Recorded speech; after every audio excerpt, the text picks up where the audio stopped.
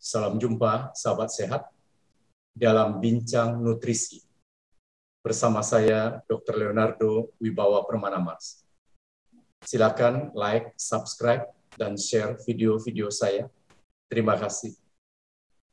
Kita berbincang tentang 8 kelirumologi diet pengundang penyakit. Kelirumologi yang pertama adalah lewatkan sarapan. Para ahli sepakat bahwa sarapan itu penting. Mengapa sarapan penting? Karena selama 10 hingga 12 jam, pada saat kita tidur, kita tidak mendapat asupan nutrisi. Walaupun metabolisme kita menurun pada saat tidur, penggunaan energi juga menurun, tetapi asupan nutrisi kita tidak dapatkan.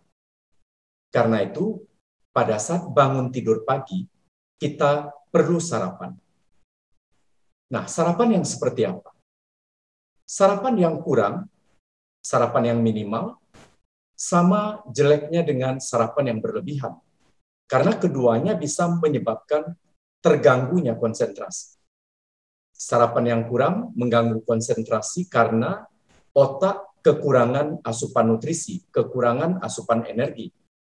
Sarapan yang berlebihan menyebabkan saluran cerna, lambung, usus, kemudian memiliki upaya yang lebih besar, harus bekerja lebih keras untuk mencerna makanan dan melakukan penyerapan. Dan karena itu, darah lebih banyak akan terkumpul pada daerah usus, sehingga darah di otak hanyalah yang minimal yang dibutuhkan oleh otak.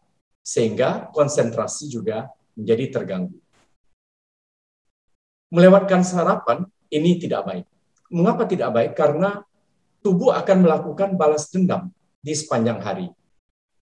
Karena kekurangan energi pada pagi hari, tubuh meminta energi yang lebih dan lebih di sepanjang hari. Lalu ada orang juga yang minum kafein untuk energi pada waktu sarapan. Sebenarnya tidak masalah kalau kafein ini diminum bersama dengan makanan yang diasup. Jadi ada makanan lainnya. Tetapi kalau hanya kafein, walaupun kafein ini menghasilkan energi, tetapi tubuh melakukan toleransi terhadap kafein. Jadi makin lama, energi yang diberikan oleh kafein itu dianggap tidak cukup oleh tubuh. Sehingga makin lama, jumlah kafein mesti makin tinggi. Jadi, kafein bukan andalan untuk energi jangka panjang. Kelirumologi yang kedua adalah diet karbo. Tentu saja karbohidrat yang berlebihan, jangan. Mengapa? Karena karbohidrat yang berlebihan akan diubah oleh tubuh kita menjadi lemak, sehingga hasilnya adalah overweight atau bahkan obesitas. Tetapi karbohidrat yang minimal juga jangan. Karena tubuh kita pada dasarnya mengambil energi justru utamanya dari karbohidrat. Sehingga kalau karbohidrat minimal, maka tubuh akan mengambil energi justru dari protein dan dari lemak. Dan zat-zat ini nanti menghasilkan zat-zat sampingan yang bisa membahayakan begitu. Nah, bagaimana jadinya? Maka diet karbo jumlahnya cukup dan jenisnya yang baik. Ini yang harus dilakukan. Jadi karbohidrat yang baik seperti yang kita lihat pada gambar ini, ada biji-bijian, ada alpukat, kemudian ada sayur-sayuran ya, yang karbohidratnya baik, dan dihindari karbohidrat yang jelek dalam tanda kutip, seperti yang ada pada gambar yang di samping ini. Kemudian karbohidrat yang baik juga misalnya dari roti gandum utuh, itu sangat baik. Kemudian kelirumologi yang ketiga adalah diet tinggi lemak. Lemak pun tidak boleh berlebihan diasup. Karena apa? Karena sekali lagi sama dengan karbohidrat, lemak akan disimpan di dalam jaringan lemak, jaringan adiposa, sehingga akan terjadi overweight dan obesitas. Tetapi juga jangan tidak makan lemak sama sekali. Apa rasa dunia? Karena lemak itulah yang membuat makanan terasa lebih enak. Sama dengan karbohidrat tadi, kita harus cerdas memilih jenis-jenis lemak yang mana yang boleh kita konsumsi dan jenis-jenis lemak yang mana yang seharusnya kita hindari, dan kemudian berapa jumlah yang cukup untuk kita konsumsi. Kemudian kelirumologi yang keempat adalah diet tinggi garam. Tinggi garam berarti tinggi natrium. Tinggi natrium berarti retensi cairan. Artinya tertahannya cairan di dalam pembuluh darah. Tertahannya cairan di dalam pembuluh darah karena kemana natrium pergi, air akan ikut. Jadi kalau garam tinggi, natrium tinggi di dalam pembuluh darah, maka cairan masuk ke dalam pembuluh darah. Kalau cairan di dalam pembuluh darah banyak, maka tekanan darah akan meningkat. Apa yang terjadi? Terjadilah hipertensi dan kawan-kawannya. Hipertensi yang pada gilirannya akan mengganggu jantung, mengganggu ginjal, menjadi stroke, dan lain-lain. Kelirumologi yang kelima adalah diet kurang serat. Jadi kalau Anda berkali-kali ke toilet untuk buang air besar, tetapi BAB tidak kunjung keluar, mungkin saja Anda kekurangan serat. Dan serat rata-rata yang dikonsumsi oleh orang Indonesia adalah 10 gram sehari. Sedangkan kebutuhan kita 35 gram per hari. Kita bisa lihat bahwa satu alpukat yang utuh itu mengandung 10 gram serat. Nah, untuk mencapai 35 gram, kita mesti makan 3-4 alpukat paling tidak misalnya. Tetapi serat juga bisa didapat dari makanan-makanan yang lain. Namun demikian, kalau Anda tidak terbiasa makan serat yang banyak, jangan langsung makan serat banyak. Karena bisa menyebabkan diare misalnya.